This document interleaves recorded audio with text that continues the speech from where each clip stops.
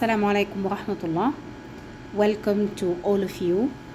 In preparation for the visit of Sipahi for the next few months, we are trying to increase our knowledge about the policies of maintaining the safety for our patients. Therefore, we will discuss together some important points in this direction.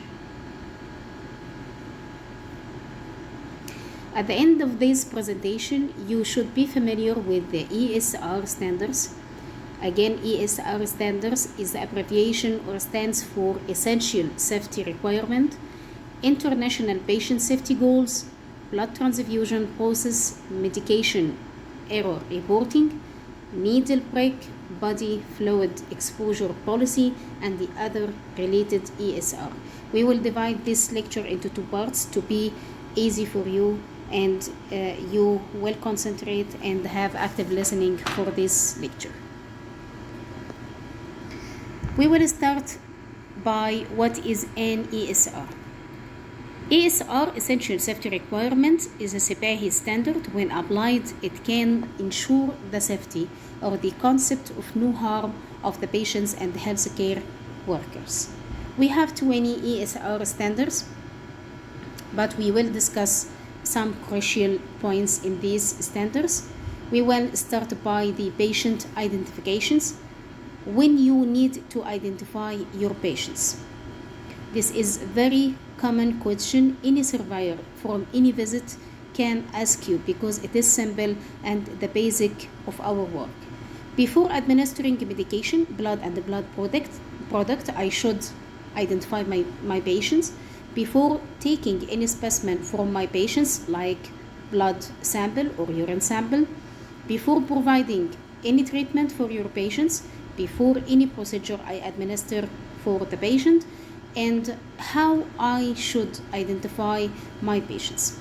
Your model answer should be at least two identifiers: MRN, medical record number, and the full name of the patients. For Saudi patients, it should be 3 names accompanied by the family name. For non-Saudi, it should be 3 names, or according to the ID of the patients, sometimes we find the patients with 2 names.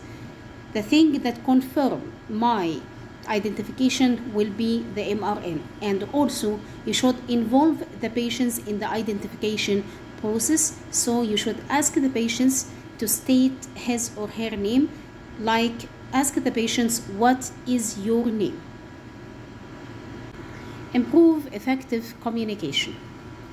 All the time we are spending all of our time with the patients, me and the physician and the other healthcare workers. So the verbal and telephone order not accepting for providing the care for our patients.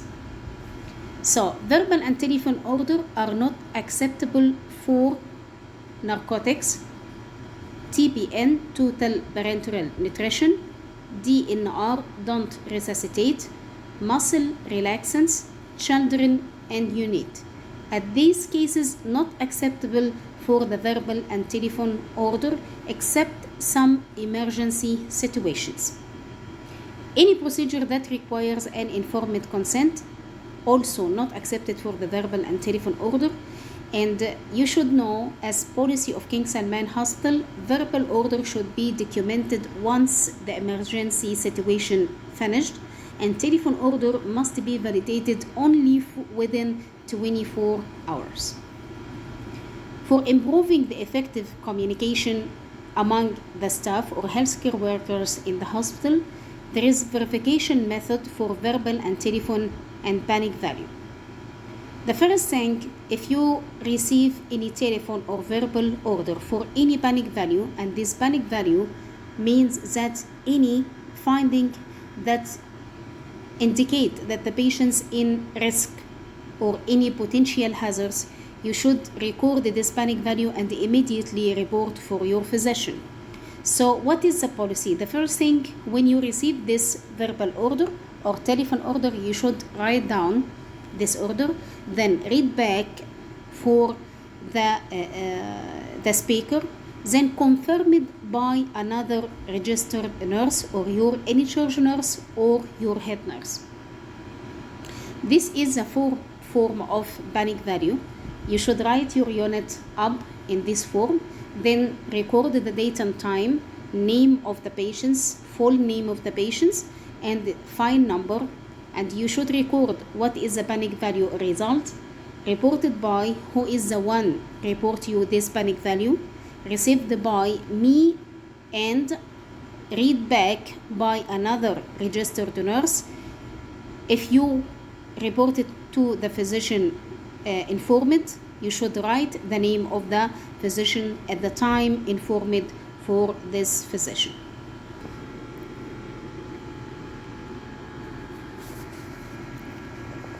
We will move to another safety measures for our patients. Improve the safety for high alert medications. The high alert medications has high percentage of errors or sentinel event, high alert medication or HAM. This carry higher risk for adverse outcome for our patients. How we can provide the preventive measures to prevent any hazard or any risk for our patients that can pose any risk for our patients and reduce the safety of these patients. The first thing, that high alert medication should be kept in locked cabinet, except narcotics should be kept in double lock cabinet. The second thing, double independent check. That means I should check the physician order, then I will prepare for this medication, and another nurse, registered nurse, go to do the same process in the same sequence, and finally we confirm that it is the right preparation for this medication, and we following the medication rights, we will administer this medication for these patients. After giving the medication for the patients, we should double sign in the medication sheet. Examples for these high alert medications like insulin, heparin, narcotic, and controlled drugs, and we should provide this or distinguish these high alert medications by the red label.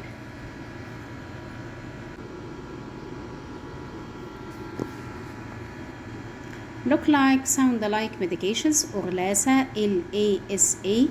Look like means that these medications are similar in physical appearance and packaging. Sound alike, similar names in pronunciation. You can hear by mistake. So to provide the safety measures for administering these medications, you should make physical separation among these medications, both in different shelves. You should advise your physician to prescribe this order by writing tall main lettering in this name of LASA, and you should label these such medications by green label. And example for LASA medications, diltiazem and diazepam. Concentrated electrolytes. Concentrated electrolytes means that these medications need to be diluted before administration. So for safety measures, we give these medications the orange label, and we should make sure that these medications are diluted in the right way by using the manual of the pharmacy kept in your medication room, and make sure that if you haven't this type of manual for pharmacy for all medications you use in your department, please request from the pharmacy.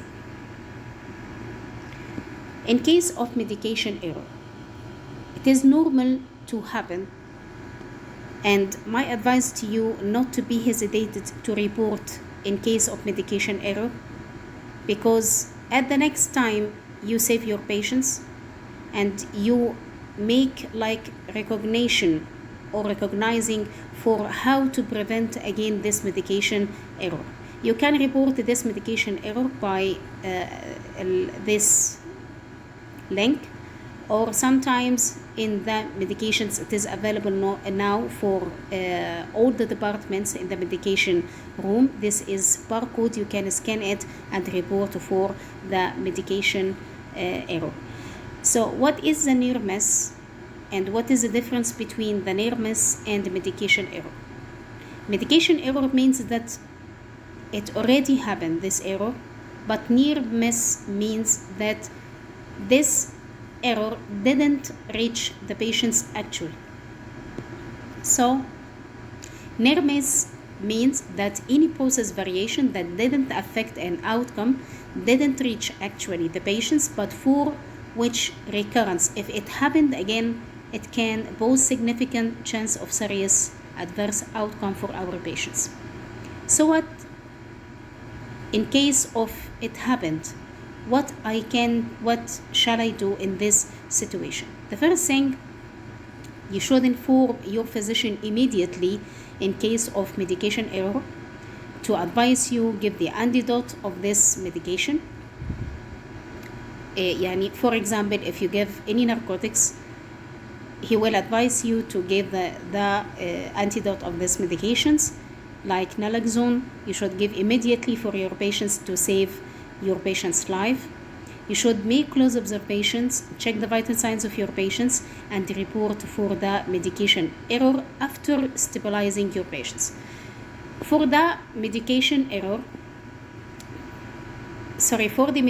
rights, there is 10 rights you should follow when you administer the medication for your patients. The first thing, right patients, right medication, right dose, right route, right time, right documentation, right client education. Regarding this point, you should educate your patients about the medications. For example, if you have diabetic patients, you should instruct the patients how he inject himself.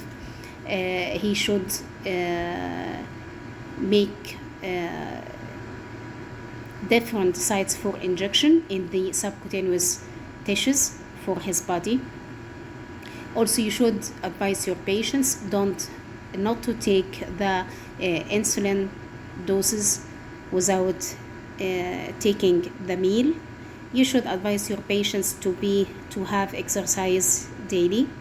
You should educate your patients not to wear any tight shoes like this. Also, the patients have the autonomy to refuse the medications. Right assessment, you should assess your patients before giving the medications. For example, if you have hypertensive patients, and this is the time of antihypertensive drugs, so before you administer these antihypertensive drugs, you should assess or check the patient's blood pressure. If you find the patient's hypotensive, you will not give this medication. So this is the right assessment for your patients, because if you give the patients antihypertensive drugs and he is actually hypertensive, he may have a shock or may develop more hypertensive that pose risk for these patients. Also, after giving the medication, you should evaluate your patients. He is vitally stable or hemodynamically stable. The last thing we will discuss, how to ensure correct site, correct procedure, and correct patient's surgery. According to our policy in King Salman Hospital, site marking should be done by the surgeon himself or herself at bedside for the patients, and we make like this mark, tick mark, by the purple permanent marker. There are 3 stages in correct procedure and correct patient surgery. Is a sign in. We make it for verification of site marking, allergy status, antibiotics given for these patients, required blood, informed consent, and diagnostic result. We are reviewing all the patient's history. Then for the timeout, team present at the scene, identified, everyone identify and present himself and his role, correct side and the procedure.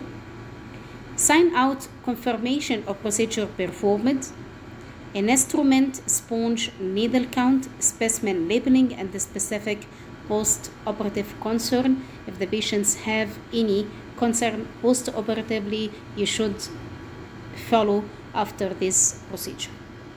We will complete, inshallah, our lecture the next Tuesday in main auditorium at 8:30. Please attend to complete this very crucial lecture for the ESR, and thank you very much.